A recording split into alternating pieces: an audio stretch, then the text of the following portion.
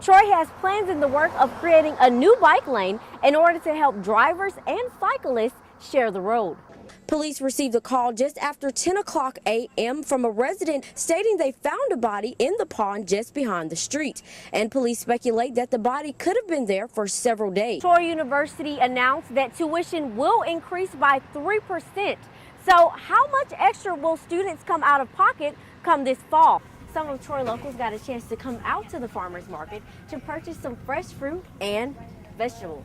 And in addition to the new 311 call center, the city of Troy has also launched its new app targeted for university students. The app is now available for all Android and Apple products with a simple search and click. The city of Troy is planning a community development project in order to revitalize the city's downtown area and its sidewalks.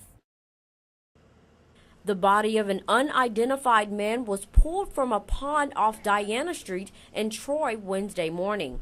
Police received a call just after 10 o'clock a.m. from a resident stating they found a body in the pond just behind the street. And police speculate that the body could have been there for several days. I was asked to come over and do some bush hogging around the pond. And I made several rounds around it, and this odor hit me in the nose, and I saw this object in the water. And I stopped and got out and looked, and I saw arms on it, and I realized it was a body. The cause of death was not known at the time, and Troy police are uncertain if foul play was involved. At this time, we don't see any, but we will not know for sure until after an autopsy is completed.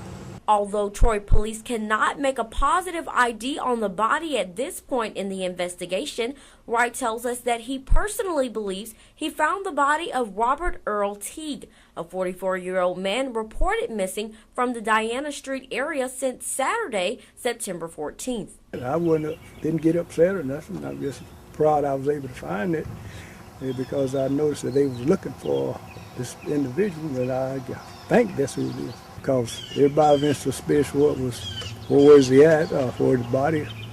And so I'm proud I did find it and we were able to give him some relief. Christina Cook, Troy, Trojan Vision News.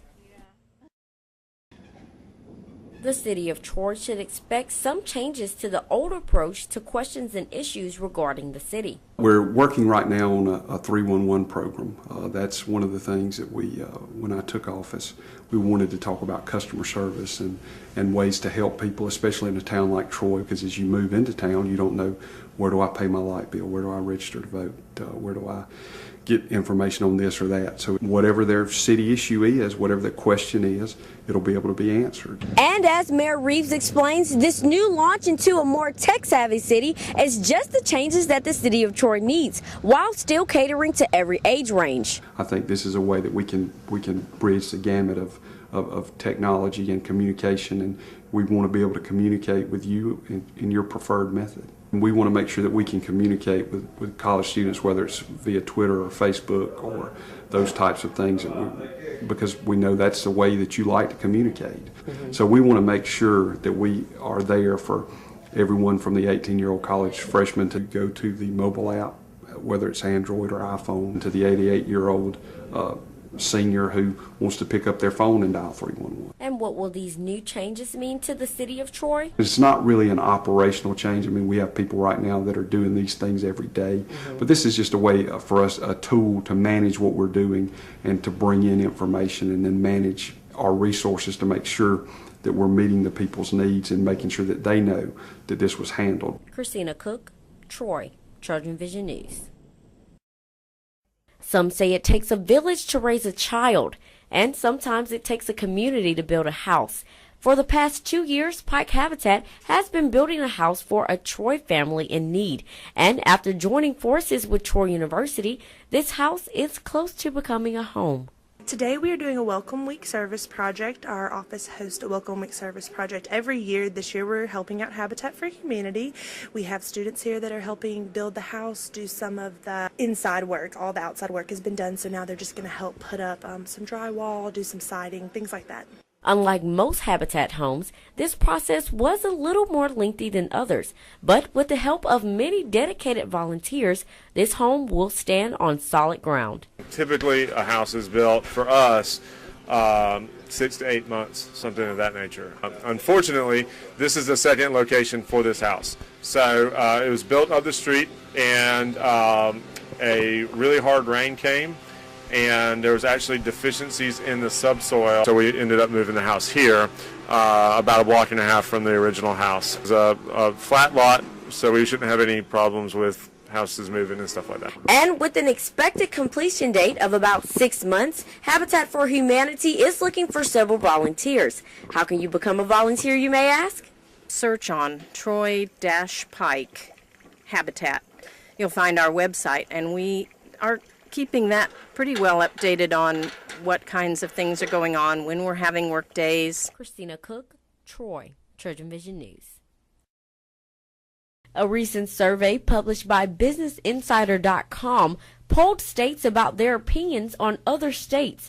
And in response to the question which state had the ugliest residents, it turns out America thinks Alabama is at the top of that list.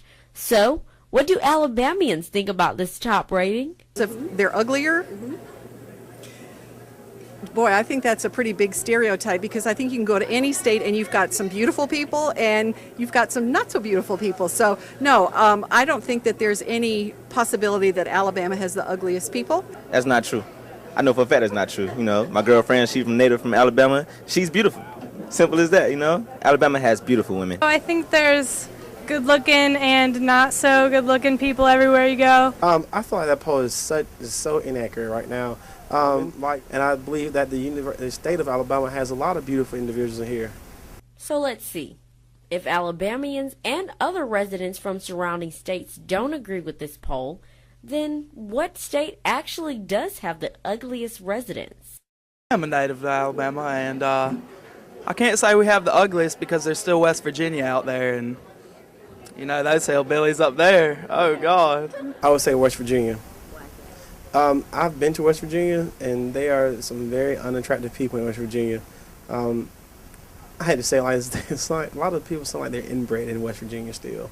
West Virginia would probably be the #1 as ugliest state. But if you ask West Virginia may say someone completely opposite. Okay. It appears from the results of this poll that the rest of the country might think that Alabamians all look like the stereotypical rednecks. But in defense of Alabama, I present one argument in our favor. Coleman native and the people's sexiest man alive, Channing Tatum. See, we aren't that ugly. Christina Cook, Troy, Trojan Vision News.